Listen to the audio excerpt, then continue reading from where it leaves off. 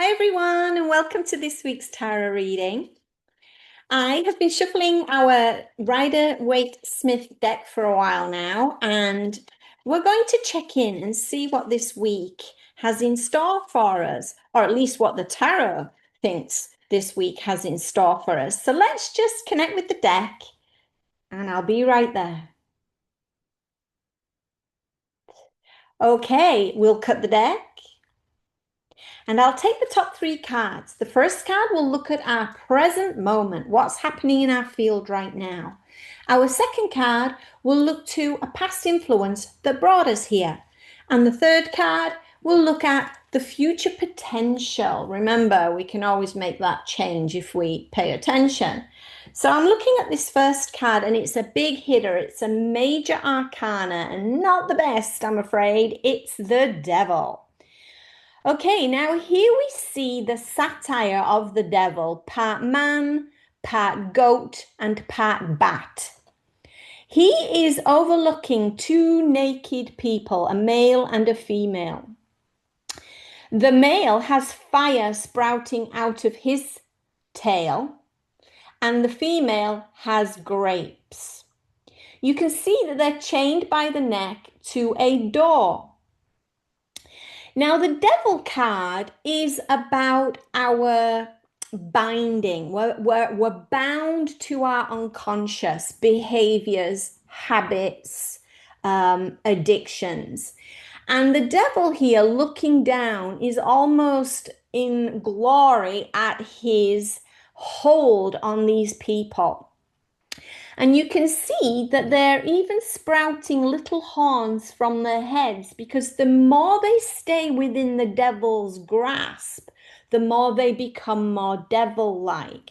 So that doesn't sound like a great week ahead, but what we want to consider with this card is that it's an opportunity for us in this moment to look at what addictive behaviors we have, whether that be drugs, alcohol, or personal reactions, triggers, things that happen in our lives.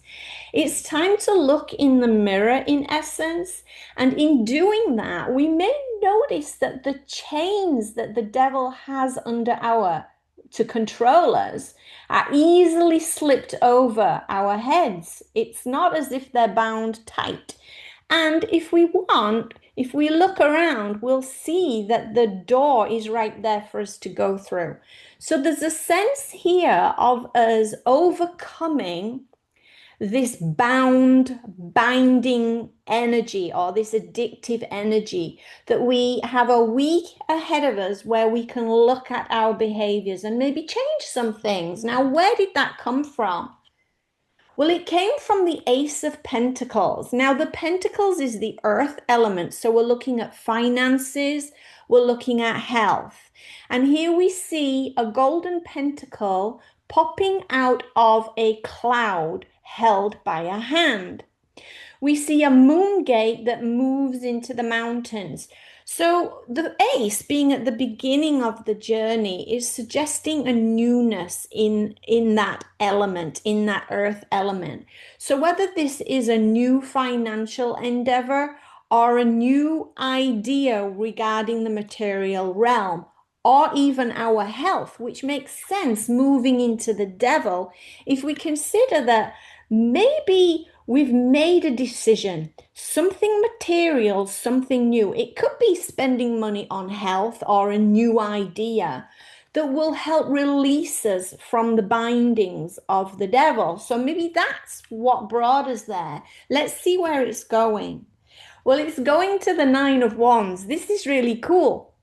So we see here 9 wands in alignment, and we have a person leaning on one of them. And you can see he looks pretty battered and worn. He has a bandage over his head. Now, what we want to remember from the wands is that it's the spiritual, fiery element, the fire element of passion and drive. And he's looking tired because he's literally worked really hard to get all of these wands in alignment. So this is the card of tenacity. Now, how appropriate.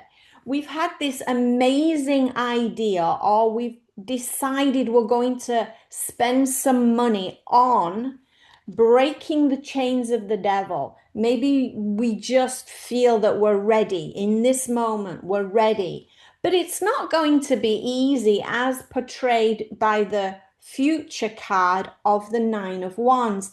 But it is a successful card. Even though he looks tired and he's leaning, he still has his wands in alignment. So it's a positive card. It's just suggesting that it won't be easy to get there. So that's the reading.